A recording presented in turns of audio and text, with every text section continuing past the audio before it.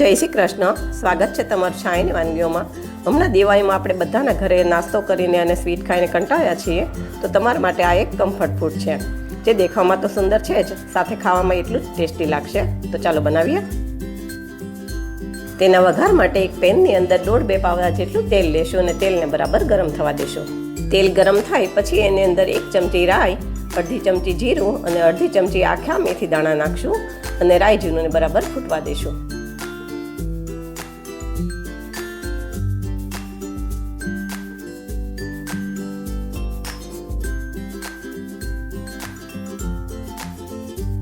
પછી એની અંદર 2 તજના ટુકડા, 2-3 લવિંગ અને 8-10 જેવા આખા મરી નાખશું. સાથે 2 લીલા મરચાંના કટકા અને 8-10 જેવા લીમડાના પાન નાખી અને એને થોડી વાર સાતળી લેશું.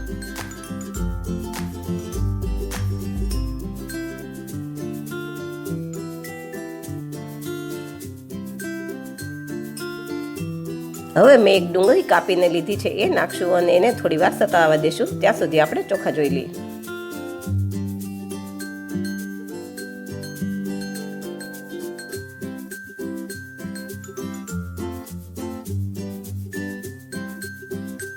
હવે એક વાસણની અંદર મેં એક નાનો વાટકો બાસમતી ચોખા લીધા છે, તો એને 2-3 પાણીથી ધોઈ અને થોડી વાર પલાળીને સાઈડમાં રહેવા દેશું.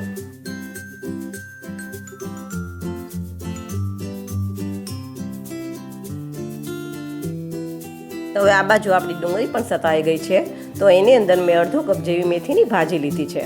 આમાં ભાજીના ખાલી મેં પત્તા જ લીધા છે, તો એને પણ થોડી વાર આપણે ચડવા દઈશું.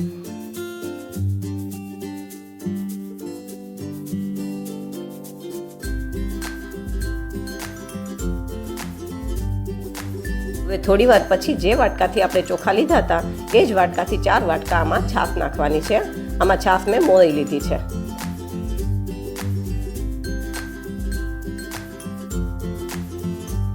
હવે છાશને થોડી મિક્સ કરી અને પછી એમાં મસાલા કરીએ. હવે મસાલામાં 1 ચમચી મીઠું, 1/2 ચમચી હળદર, 1/2 ચમચી મરચું, 1 ચમચી ધાણા જીરું, થોડી હિંગ અને 2 ગાંગડી ગોળ નાખશું અને બધું મિક્સ કરી દઈશું. આમાં આપણે છાશ મોળી લીધી છે, તેમ છતાં પણ છાશમાં બનાવીએ છીએ એટલે થોડો ગોળ નાખ્યો છે. જો તમારે નાખવો હોય તો નાખવાનો, નહીં તો નહીં નાખવાનો. અને એક ઉભરો આવે ત્યાં સુધી એને ઉકળવા દઈશું. એક ઉભરો આવે પછી એમાં પાણી નિતારી અને ચોખા નાખી દઈશું. પછી બધું બરાબર મિક્સ કરી દઈશું. ત્યારબાદ એને ઢાંકી અને 3-4 મિનિટ જેવું ચડવા દઈશું અને પછી આપણે ચેક કરી લઈશું.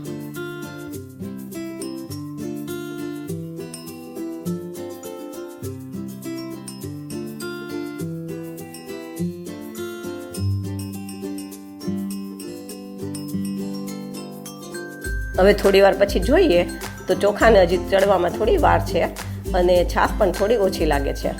તો આમાં હું હજી 2 વાટકા જેટલી છાશ નાખું છું. પછી બધું બરાબર મિક્સ કરી અને ઢાંકી અને 3 મિનિટ જેવું પાછું આપણે એને ચડવા દઈશું.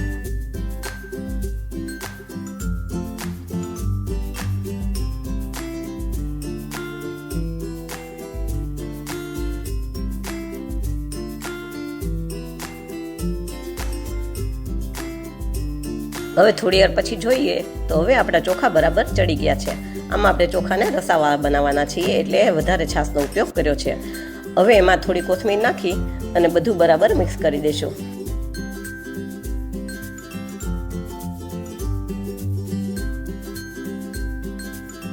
જો તમને મારી વાનગીઓ પસંદ આવે તો મારા વિડીયોને લાઈક કરજો, શેર કરજો અને મારી ચેનલને સબસ્ક્રાઈબ કરજો.